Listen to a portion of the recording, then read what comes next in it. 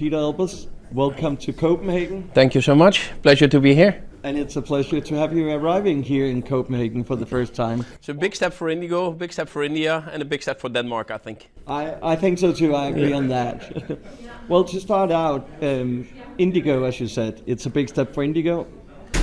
IndiGo is relatively unknown as a brand in Denmark, and perhaps also in much of Europe. Could you briefly introduce the airline to the viewers? Yeah. You're right. IndiGo is a young company, 19 years young, and has its roots in India, and basically has built up a domestic presence, which is, especially for European standards, enormous. So we fly to 94 cities in India. We welcome 1 million customers every 3 days. And that in itself is the foundation of the company. But with the growth of India and the increasing interest in business communities and economic ties and families, we felt that there's a need to further internationalize the company. So we've done that over the past few years a lot in the region itself. So we fly a lot to the Middle East, to Central Asia, to Southeast Asia, and now basically Europe is our next set of new destinations to be added. So you're right, European customers do not per se know IndiGo, but with direct flights like this, they will come to know it for the exact same 3 customer promises as we have in India: on-time performance, courteous and hassle-free service, and affordable fares. And your vision for the international expansion that you were just touching base on here, especially if we look at the long-haul markets, could you put a few words to it? How is your vision and how big are the ambitions?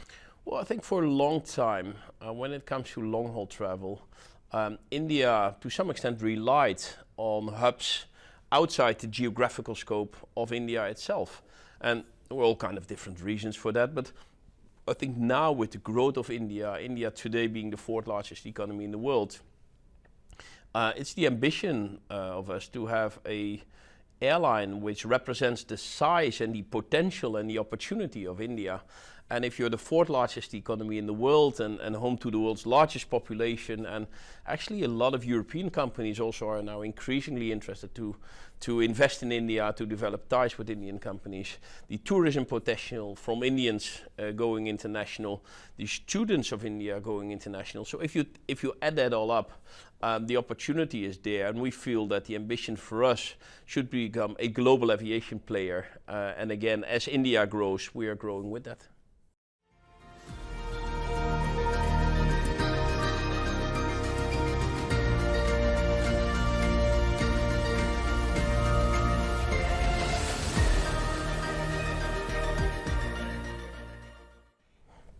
Copenhagen, only your 3rd destination in Europe, quite impressive looking from a Danish perspective.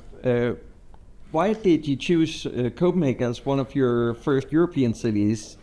Yeah, it's a combination of factors, and I'm glad that it's somewhat a surprise for people, and I guess it raises some questions. But if you take a step back and you say, today there are no direct flights from Copenhagen to Mumbai. The direct flights by Air India from Delhi, but not from Mumbai. That's one.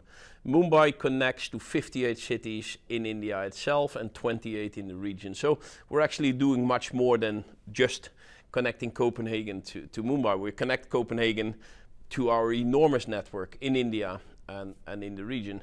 And then if you look to Copenhagen, it's the entry point, or the door, if you wish, to Nordics. That's one.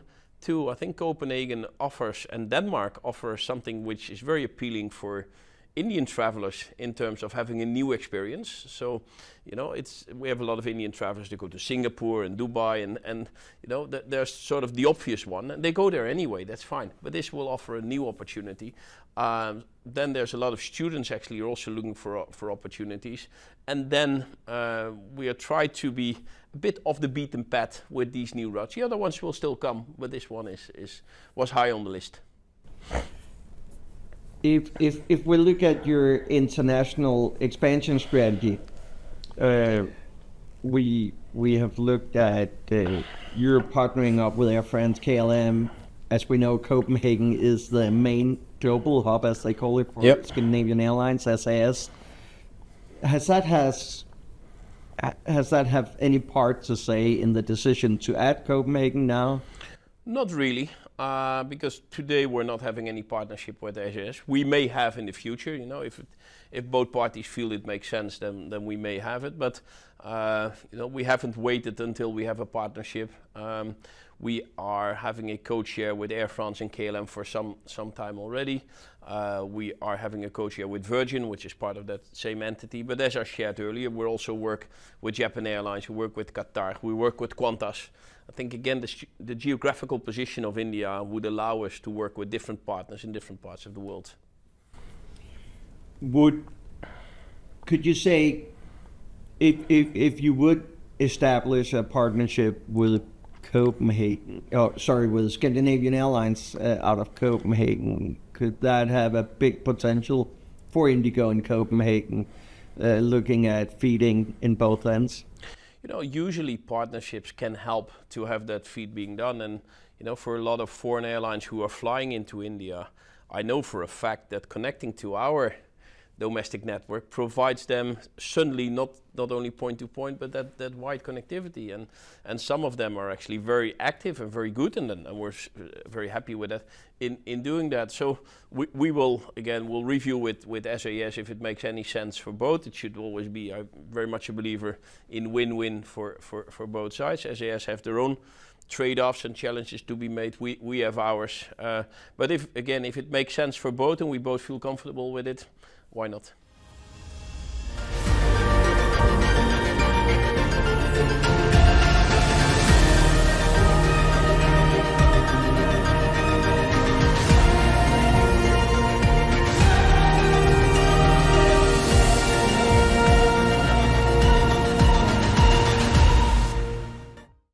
If we look at today, the first flight on IndiGo into Copenhagen, it was a big morning in Copenhagen Airport, and what a beautiful session you had there, I must say. But what has been surprising to me, at least, was you had a very short time from announcing the route to actually landing in Copenhagen. We're talking around 3 weeks, if I'm not mistaken. So launching today after only 3 weeks lead time, that's quite unusual for an international route expansion. It is, yeah. What kind of initial response have you seen from the market in terms of bookings as well as interest in general? Yeah, well, if we take a connection, and you're absolutely right in your observation. Maybe first a few words on that. You know, I've done it multiple times, these inaugural flights, but it's always special. So actually today morning at 4 a.m., we left 4 a.m. Today morning, local time from Mumbai. You're at the airport, you have all the hustle and bustle of the airport, a ribbon and a cake cutting, and then the flight takes off. And speaking to customers, and I was speaking to an elderly couple who have a son, Indian couple from Ahmedabad, which is another mega city in India. And you know, I was asking them, what are you going to do, if I may ask? They would tell, no, we're so happy with the flight now. You know, our son lives in Copenhagen for 5 years and we can easily visit him. So suddenly you see that all kind of connections are being established. So that feeling then of touching down with the plane today morning, even though it was a bit foggy and grey, but still was good. You know, it was as Copenhagen should be in October, and now it's beautiful outside. So I think that overall setting is good. So you're right, 3 weeks is a bit short. But if we look to the two ends of the flight, sort of the Indian point of sale and the Nordic point of sale, actually we see there's an enormous amount of interest on both ends. The Indian end needs a bit more time to get its visa processed and to get all these elements in place. So we see for the start, the loads from India are still a bit lower, but that is a matter of time, a couple of weeks, because the visas have to be processed. From here, actually, we see a very positive response, and a lot of people say, hey, there's a flight, I'm going. I think there's even some holiday this week where people want to take the flight. So we're actually very positively, I wouldn't say surprised, because that would mean that we thought it would be bad, but we're very, very positive on that very first response. From India, we start now to see bookings coming in for the summer, where actually, you know, it's a very appealing proposition. People start now to book for the summer, they have time for their visa, and then, you know, Denmark in summer, I guess, is a great opportunity to visit. Well, we believe so, and I guess as a Dutchman, you can talk about that with some knowledge at least. Well, maybe back to your earlier question. Yeah, I'm Dutch by birth, and but you know, I think the opportunity to the Indian travelers, I guess, are there perhaps more than some other place in the world, in different groups, some with a lot of experience, some first-time travelers, pretty much traveling in families or small groups, not these huge sort of groups, and with that a lot of flexibility and a lot of interest to discover new things. There's a lot of curiosity. And that curiosity, I think, would match very good with Denmark. You know, it's a place nice to go. It's a city which has a good appeal. And you know, you saw Namaste Copenhagen, and we've put it there as you know, welcome to happiness. A sort of, you know, it's a good life here, and we wanted to put that out. And you're here. You're flying 3 times a week from Mumbai. We know that India has what we call a big number of what we call mega cities, cities with more than 1 million people. Do you have any further plans for Copenhagen beyond the Mumbai route? You know, we have not taken any sort of firm decision on that. Clearly, our 2 largest stations are Mumbai and Delhi. But increasingly we also operate out of Hyderabad and Bangalore and other big cities.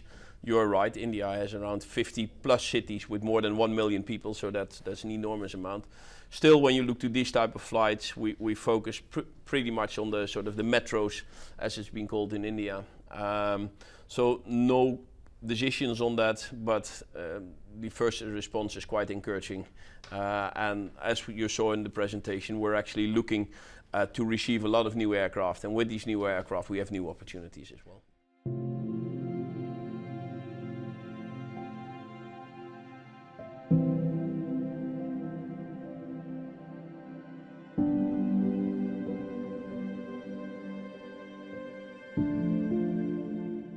Talking about new aircraft, we can also talk about the experience on board. What the Danish travelers going on board, what can they expect of the experience? What kind of premium services if they take your stretch product? Yeah, thank you for asking that. We're having again, back to the 3 cornerstones of IndiGo, a courteous and hassle-free service. We want to have an international Indian product, so we have vegetarian meals, we have a lot of these elements which are very important for our Indian consumers, and I would say for the Danish travelers who go to India, those from Indian descent, it's like welcome back home. And for those who go for holiday or for business, basically your journey to India starts on board of our aircraft. And we have a product where domestic it is you know, unless it's included in the fare, you kind of buy your meal. Here it's included in the fares. And when you look to stretch, it's a recliner product. It's not flat. It's a recliner product with actually all the amenities in terms of what all you need to take care of yourself in terms of masks and all these elements. We have a wide range there of products on board.